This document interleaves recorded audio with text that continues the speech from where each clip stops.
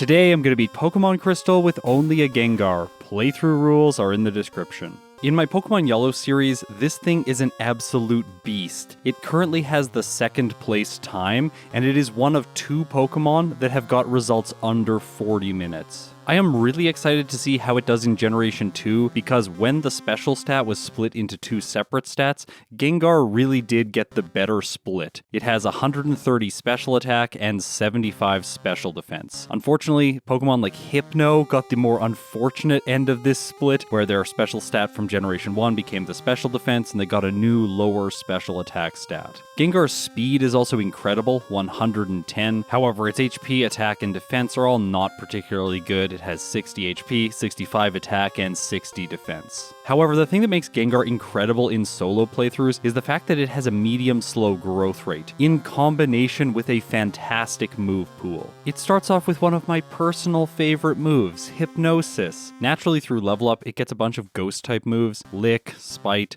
Mean Look is basically a ghost type move. Curse, Nightshade, Confuse Ray, Dream Eater, and Destiny Bond. I know Dream Eater is also not a ghost type move, but like Mean Look, it kind of feels like one. Through TM and HM is where its moveset gets really diverse. It gets access to Dynamic Punch in case you want to miss, Headbutt, Curse, Zap Cannon, also in case you want to miss, Giga Drain, Thunder, Return, Psychic, Shadow Ball, Ice Punch, Thunder Punch, Dream Eater, Fire Punch, Nightmare. I think it's a bit odd that Gengar does not learn Shadow Ball through level up. However, ghost type moves are physical in Generation 1 to 3, so it's not actually going to be that good for Gengar to use just because its attack stat is half of its special attack stat. Alright, with all of that introductory material out of the way, let's talk about the problem that immediately faces Gengar. In Generation 1, it starts with Nightshade, which is a fixed damage move, and in Generation 1 only, that means it can hit normal type Pokemon. However, in Generation 2, it does not start with Nightshade. Also, this interaction was changed, so Nightshade can no longer hit normal types. And unfortunately for Gengar, its only damage dealing move now is Lick, which is a ghost type move, so I am not going to be able to do damage to any normal type Pokemon. That isn't the worst thing for the wild Pokemon that appear on the early routes of the game. I can just run away from all the Sentret and Pidgey. Whenever Hoppip or Caterpie show up, I can fight them to gain some experience. This brings Gengar to level 7 when I face the rival. By the way, I'm going to go up against the Quilava team for this run. It is a little bit better than the Feraligatr team, and Bayleaf wouldn't be very good today because I resist grass-type moves. I take an easy victory here, that levels Gengar up to level 8, and now I need to solve a problem, which is the first mandatory trainer between here and Violet City. It's youngster Mikey, and he only has normal type Pokemon. So I need to spam out all of Gengar's moves so that it can use Struggle. This doesn't actually take as long as you might think it would. If I just find a weak normal type Pokemon, they're not going to be able to do any damage to me. Plus, if I put them to sleep with Hypnosis, they are not using any of their PP, so that means they won't use Struggle and Gengar won't take any damage. I have to use Spite, of course, which does lower their PP, so after I use a few uses of this, I'll just run away from a Pokemon, encounter a new normal type, and continue the process. Now, because I'm using Struggle, I need to pick up some potions in Cherry Grove City, and then I can make my way onto Route 30 to face youngster Mikey. Because I'm using a 3rd stage Pokemon, this battle is obviously not a problem. So let's talk about the fact that Gengar is going to have to continue using Struggle, because all of the trainers in Falkner's gym also have normal type Pokemon. Also, it's worth noting that Falkner's first Pidgey is only going to use Mudslap against Gengar. It only has 2 moves, Mudslap and Tackle, so obviously it is forced to use this move. That's really annoying because if I have my accuracy lowered against the Pidgey, then against the Pidgeotto, I am going to be more likely to miss. So I've made my way through the Bird Keepers. Let's see how Falkner goes.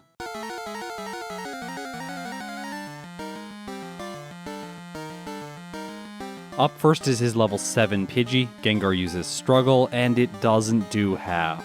As a result, I get hit by Mudslap, which lowers my accuracy 1 stage. However, my second Struggle does enough to take the Pidgey out. Okay, that is encouraging. Now the Pidgeotto is going to be using Gust because this move can hit Gengar, plus it has the highest effective power when compared with Mudslap. Now Struggle can miss, however Gengar has a berry which allows it to heal some health, giving it the time it needs to hit Pidgeotto enough times and finish it off. So, Gengar has made it past the first gym, and honestly, that is the most annoying part of this playthrough, because from here, things are only going to get easier for the Ghost. On the following routes, I continue to use Struggle because there are some normal type trainer Pokemon here, and I'm basically battling everyone right now because Gengar isn't that leveled. I really don't want to get stuck in Azalea Town because then Gengar is going to be walled off from all of its fantastic moves and have to grind anyways. Struggle is more than enough to get through Union Cave, and here I had to decide if I wanted to learn Curse or not. And honestly, Mean Look is quite useless, so I'm going to teach it in that place. Unfortunately for Gengar, it cannot learn Swift, so I'm not going to make that stop in Union Cave, and with that I head straight through Azalea Town to catch myself an Oddish in the forest. I'm using this as a replacement for Bellsprout in my playthroughs these days, it's just much more common. This also gives me a location to spam out the rest of Curse's PP, and this is largely the reason that I continued using Struggle on the route after Violet City, because in Slowpoke Well, I have to defeat a trainer who has Rattata on his team. With him out of the way, I finish off the lead Rocket Grunt here with his coughing, and now I can face Bugsy.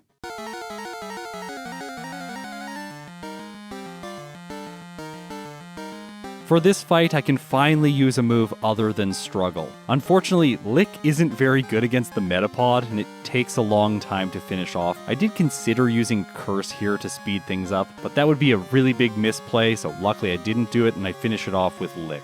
Next is Kakuna. I get a lucky critical hit speeding things up here. This thing of course can't poison Gengar, and its only damage dealing attack, which is Poison Sting, does a quarter damage. So with ease, I move on to the Scyther. I want to play safe here, I really don't want it to stack up Fury Cutters, so I use Hypnosis to put it to sleep, and then I use Curse to boost my damage, and despite the Scyther waking up, I can just continue attacking. Fury Cutter is doing very little damage, and I take Scyther out. At this point, there was only one battle between me and a major moveset upgrade, so I'm going to beat the rival outside of Azalea Town.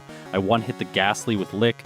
Unfortunately, I have to take the Zubat out over 3 turns, which ends up being very bad for me because Supersonic causes Gengar to hit itself twice, and I get taken down to orange health. That's pretty bad because the rival still has Quilava left. I think that fighting straight up here doesn't make sense, so I'm going to put the Quilava to sleep. Luckily it works on the first turn, and then I can use Lick to knock it out over 5 turns. Alright, Hypnosis definitely was the right play. As the Quilava goes down, Gengar levels up to level 21 where I teach Nightshade in the place of Spite. However, I really don't think that that move is going to get much play, so let's go into the major upgrades that Gengar gets now. After I chase Farfetch'd through the forest, I can head back to Azalea Town and grab myself the Charcoal. This is a great item that boosts the power of Fire-type moves. After that, in the forest, I pick up the TM for Headbutt, which I teach to Gengar immediately in the place of Lick. This is a much better physical move for Gengar, however, I don't think it's going to see that much play either, because in Goldenrod City, I can head to the department store, sell the Charcoal for money, which allows me to buy all 3 of the punches, which Gengar can learn. And in a move that I think none of you would have been able to anticipate, I teach Ice Punch in the place of Hypnosis. Honestly, Gengar is just such a beast, and its special attack stat is so high, I think that having perfect coverage is much more valuable than having a status-inflicting move. Going on the offense in every battle is going to allow me to win against trainers more quickly, and it's also going to give me the chance to have things like crits, whereas if I'm using Hypnosis and playing a little bit more defensively, then I have the chance to miss and waste time. I also teach Gengar Thunder Punch in the place of Nightshade. Like I said before, this move was not even used once, and then I teach Fire Punch in the place of Curse. If I want this cool, flavorful ghost move back later on, I can always teach it with the TM once I reach Kanto. Okay, so let's talk through how to use this moveset. If I run into Pokemon that I only have neutral damage against, like these Grimer in the underground, then I'm going to use Ice Punch because it has a 10% chance to freeze, and it also leverages Gengar's special attack stat. Also, it is worth noting that there are type boosts in Generation 2, so once I get Price's badge, I'm going to get a 12.5% boost to ice type damage. For both Thunder Punch and Fire Punch, I will have to wait till Kanto to get those boosts, so overall Ice Punch is just going to be the go-to move. For the Magnemite line and other steel types, I have access to Fire Punch. I mentioned this line specifically because it usually causes problems for Pokemon. Ordinarily, my solution is Mud Slap, however, Fire Punch is much better, and Gengar cannot learn Mud Slap, so that makes Gligar slightly happy. Against any water types that I come across, I can use Thunder Punch, and Headbutt, which is usually my go-to move in Johto playthroughs, is honestly just dead weight on Gengar's set. Alright, so with the trainers north of Goldenrod City defeated, let's head into Whitney's gym and take on the normal type specialist.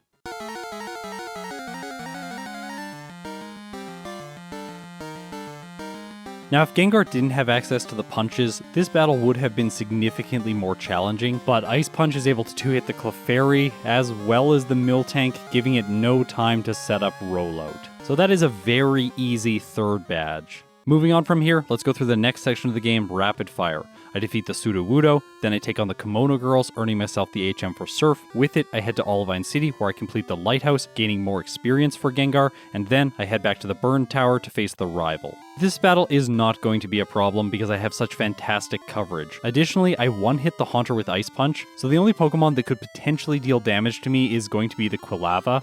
It does survive one use of Thunder Punch, uses Ember, doing only 9 damage to Gengar, and then I take an easy victory. Alright, so as I head into Morty's gym and finish off the mandatory trainers, let's talk about the differences between Gengar in Generation 1 and in Generation 2. In Generation 1, the way Nightshade works gives it a very fast start, and there are essentially no Pokemon that can even hit Gengar due to its ghost typing earlier on. In Generation 2, this is completely different. I had to go really slowly early on to get Struggle, and just because of that, I don't think that Gengar is going to be set up for a particularly outstanding playthrough result. However, in Generation 1, Gengar sort of slowly becomes better. After it defeats Surge, it gets access to Thunderbolt, and then once it makes its way through Rock Tunnel, it gets access to Psychic. But in Generation 2, things are much better for this ghost type, because access to the 3 elemental punches is going to make the rest of the Johto portion of the game completely trivial. That is, once I make it past Morty, because he actually presents a problem for Gengar. Because it doesn't learn Shadow Ball through level up, I do not have super effective damage against him. It feels sort of weird to be using a ghost type, and you should have super effective damage against the leader that is the ghost type specialist, but you don't. So let's see how this goes.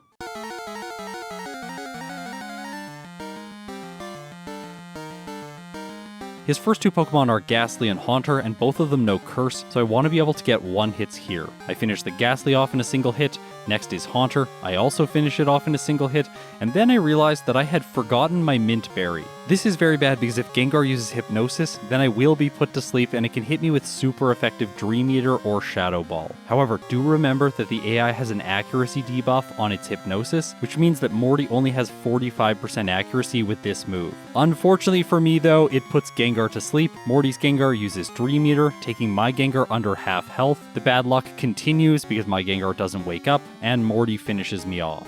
Okay, so the first reset was entirely player error, because if I just go into the battle again, holding the Mint Berry, this will not be able to happen. Plus, Morty's Gengar just misses Hypnosis this time, so I finish it off with 2 Ice Punches, and with that, I have earned myself the 4th badge. This one is kind of perplexing for Gengar, because I get a 12.5% boost to Ghost type damage, which I never talk about because I basically never teach Shadow Ball this early on into the playthrough, but Headbutt is such deadweight on my moveset, I am going to teach Shadow Ball in its place now. So I want all of us to examine the effective powers displayed in the top left. Right now against neutral targets, Shadow Ball has 135, whereas all of the punches have 75. With Falkner's attack boost, Gengar's attack stat is a little bit more than half of what its special attack stat is. So intuitively, is it better to use Shadow Ball against neutral targets or the punches? Honestly, I wasn't sure at this point, but I did think that Shadow Ball would be slightly better. I went back in post and did damage calculations for this to answer the question, and it turns out that the punches are better than Shadow Ball against targets that have even defense and special defense. However, it's very rare to have a Pokemon like that. For example, against Black Belt Yoshi's Hitmonlee, it is going to be much better to go for Shadow Ball because this thing has much less defense than it has special defense. Okay, so now that we understand Gengar's moveset better, let's take on Chuck.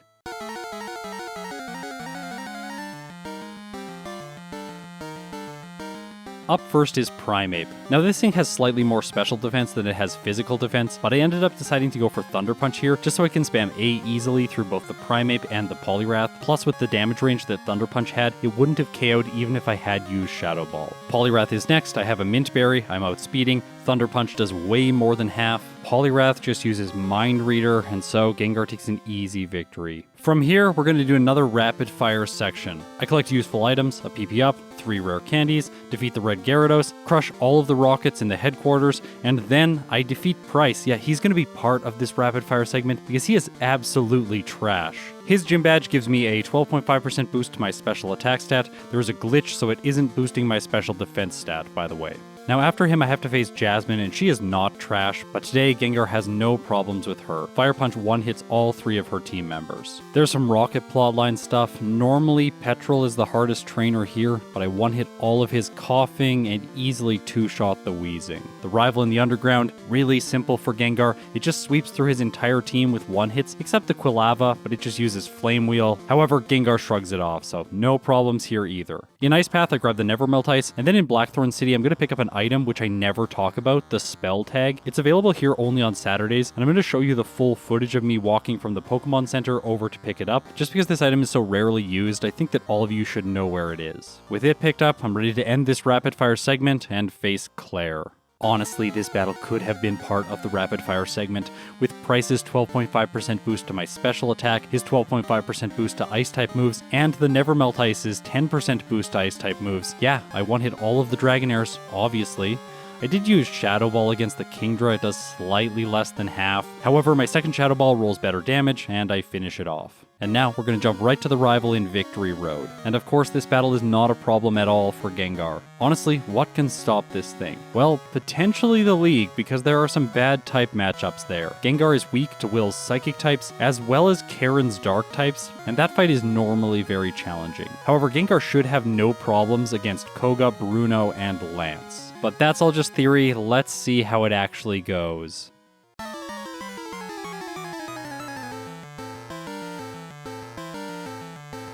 Against Will, I'm using the spell tag to boost Shadow Ball's damage. What I really want here is for none of his Pokemon to get attacks in. If I can one-hit everything, then I'm never going to take super effective damage from Psychic. That's exactly how it plays out against his first Xatu. Do remember that his second one is slightly higher in level, so it might survive. Against the Jinx in the following Executor, I make a mistake by using Fire Punch. Of course, Shadow Ball is much better here, but luckily for me, Fire Punch is able to secure one-hits on both of these Pokemon, and that is really encouraging. I once again make a mistake on the Slowbro using Thunder Punch. However, it just one-hits. I make it to the final Xatu, use Shadow Ball, and knock it out. So Will was trivial. Next is Koga. Don't really know what to say here. Fire Punch is just really good against his 3 bug types. And then the Muck is not very good. Like, what's it gonna do? Use Sludge Bomb against Gengar? Yeah, that's not a good idea. The Crobat could get annoying by stacking up double teams, but in this case, Ice Punch just gets the one hit, and I defeat Koga, despite him having the absolute terror that is the Ghost Dark Venomoth. Now, Bruno isn't as trivial as you'd expect. His Hitmontop knows Dig, which is super effective. However, it's not very good with this move. It does about a fifth to Gengar, and I finish it off. After that, he has Onix, which does know Earthquake. However, Ice Punch, which is special, is easily going to defeat the Onix. It has got to be one of the worst Pokemon in the game. After that, Hitmonlee can't do damage to Gengar, but it can use Foresight. However, after it, the Hitmonchan just uses an Elemental Punch, which is obviously not going to do much with Hitmonchan's special attack stat. It is 45, by the way, when its physical attack is 104. So I've made it to Bruno's final Pokemon, the Machamp. Now it does know Rock Slide. It goes for it against Gengar, doing about a quarter, and then I finish it off.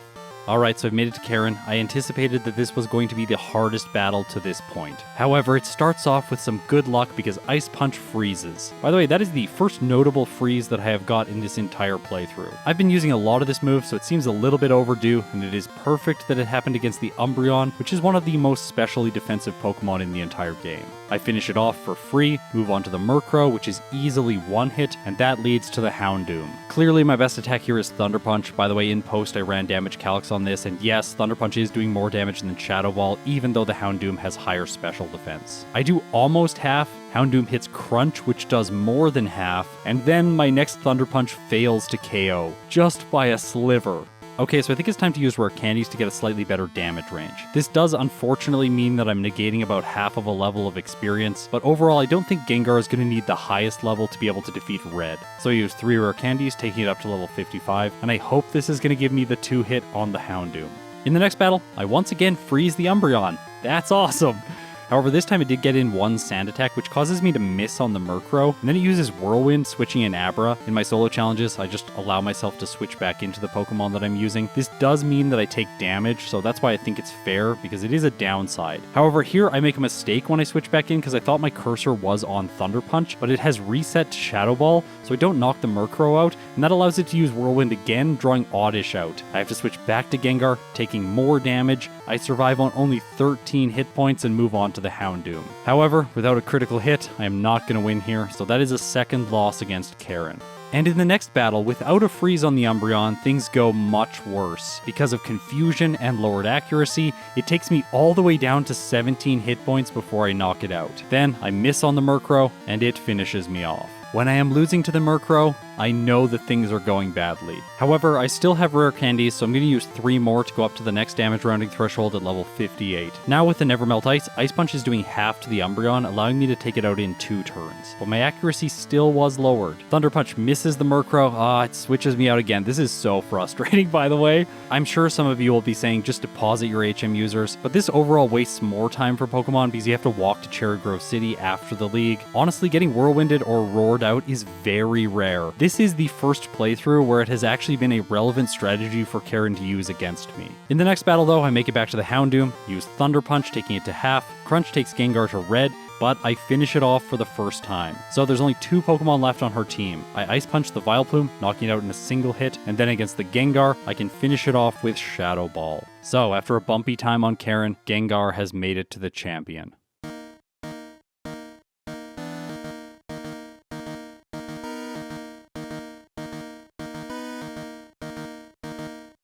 This fight is going to be absolutely trivial. I can Thunder Punch the Gyarados, Ice Punch Dragonair 1, Ice Punch Dragonair 2, then he sends an Aerodactyl. I should have just kept using Ice Punch, but I used Thunder Punch. Doesn't really matter, gets the 1 hit. Next is Charizard, Thunder Punch is the best here, it 1 hits, and that leads to the last Dragonite, which is also a 1 hit with Ice Punch. So Gengar defeats Lance with a time of 1 hour, 8 minutes, and 45 seconds with 4 resets at level 59. By the way, this is not a particularly good finish to the Johto portion of the game. Some Pokemon like Feraligatr can do this in under an hour. So with these results, it would be really unfortunate if Gengar lost any additional time during the Kanto portion of the game. And what are you expecting? Of course Gengar does not lose any time. I beat all of the gym leaders in Kanto without another reset. So I have made it to Blue. I think he's like the 3rd hardest trainer in the entire game. I think that normally either Lance or Karen is a little bit more challenging than this fight. Anyways, I expect that he could give Gengar a reset, so let's see how this goes.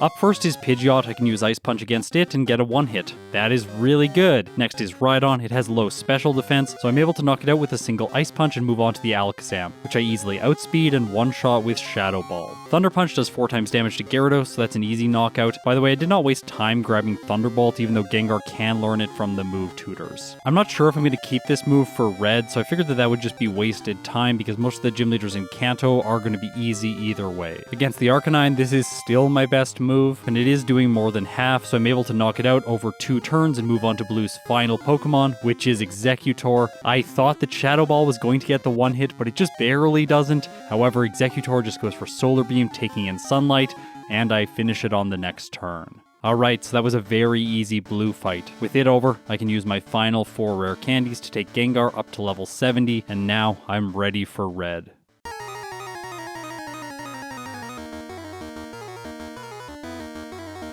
The fight starts off fairly straightforward. Shadow Ball one-shots the Pikachu, and then Red chooses to send in Snorlax second. This is a problem for Gengar. Shadow Ball does no damage to normal types, and so I'm going to have to use one of the punches to knock it out. However, Snorlax has massive special defense, and it loves to go for Amnesia on the first turn. As a result, my punches are doing trivial amounts of damage. I could have decided to play this fight out and hope for a freeze and maybe critical hits, but overall I think that's going to waste more time than it will save. So I'm going to reset here and try the fight again with a different moveset. In this case, I replace Shadow Ball with Rest and Fire Punch with Return. Now I have physical damage, however I am not able to one-shot the Pikachu, which is really annoying. When I finally knock it out and move on to the Snorlax, with Gengar's low attack stat, Return isn't doing very much, less than a third. As a result, whenever the Snorlax gets to low red health, it's just going to use Rest and heal itself. Essentially, I am waiting for a critical hit, and even when that happens, Gengar isn't able to knock the Snorlax out. Now I actually managed to get a freeze with Ice Punch, which allows me to knock the Snorlax out and move on to the Espeon. However, here, Return does less than half, Espeon hits Psychic, which takes Gengar all the way down from full health to red. And because I can't knock it out on the next turn, it finishes me off. I can't believe I'm about to say this, but I think I have to use Dynamic Punch to knock the Snorlax out. It's a physical move, and when it hits, it does almost half, plus it confuses the Snorlax. Then if it hits itself just once, and I get another hit in, I will take it out. So that's what I do in the next fight. This allows me to have Shadow Ball for the Espeon, which is super effective and allows me to knock it out in a single hit. From there, things get straightforward. Ice Punch to knock the Venusaur out over 2 turns, then against the Charizard I can use Thunder Punch. I tank Flamethrower fairly well and knock it out with a second hit, and that leaves only one Pokemon remaining, Blastoise. I go for Thunder Punch, it does more than half, Blastoise sets up Rain Dance, and I finish it off. So, Gengar clocks in with a time of 1 hour 28 minutes and 34 seconds with 6 resets at level 71. This took 5 hours and 25 minutes of game time. So, Gengar had a slow start due to its typing, but after that it absolutely dominated Generation 2. The coverage that's provided by the punches alone means that hidden power doesn't really need to be a factor in my second playthrough. And I very rarely say this, but there really isn't a lot to optimize here. The punches basically cover everything, they're all special. I have to play the early game the same way because Struggle is my only way past normal types, and then once I arrive in Ecruteak City and obtain Shadow Ball, my moveset is essentially fixed until I get to Red. However, there are a few ways that I can make things just a little bit easier on myself in this second playthrough.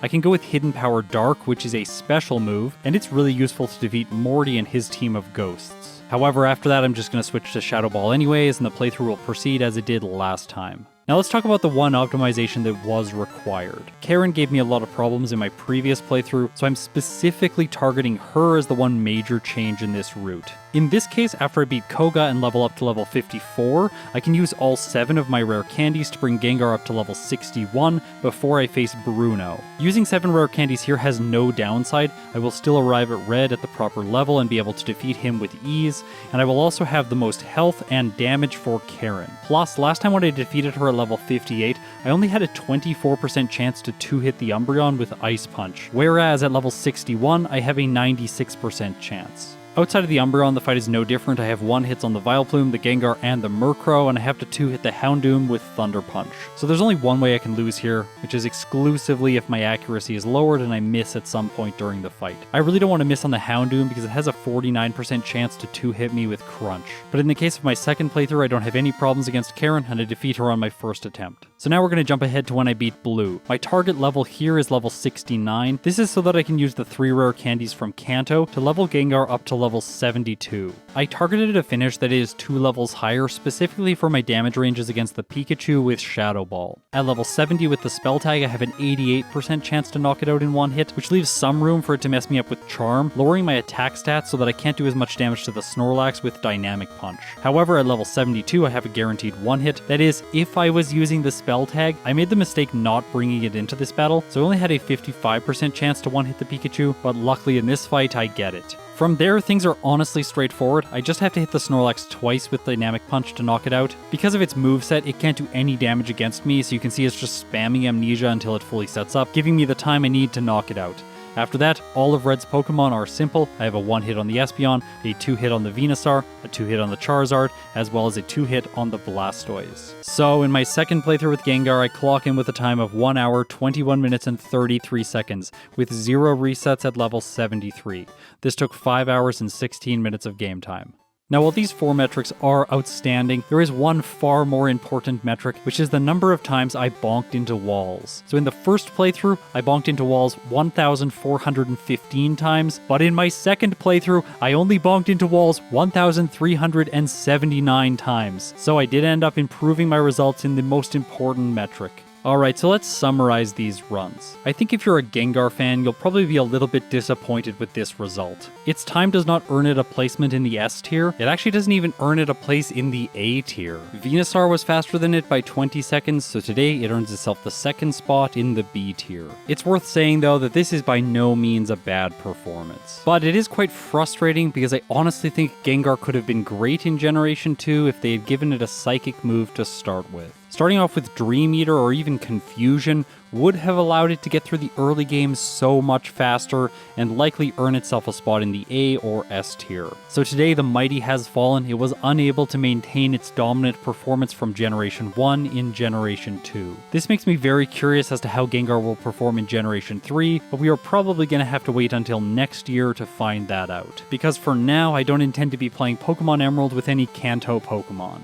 However, I do intend to play Pokemon Emerald next week. I'm actually going to be doing 2 videos on the weekend, because I'm going to be playing the game with both of the fossils. So we're going to start off with Cradily, and then finish with Armaldo. Like, subscribe, and ring the chime echo so that you're notified when I post those videos. Also, if you support me on Patreon or through YouTube memberships, it means the world to me. Thank you so much. Now, if you've made it this far, you're incredible. I'll see you in my next video.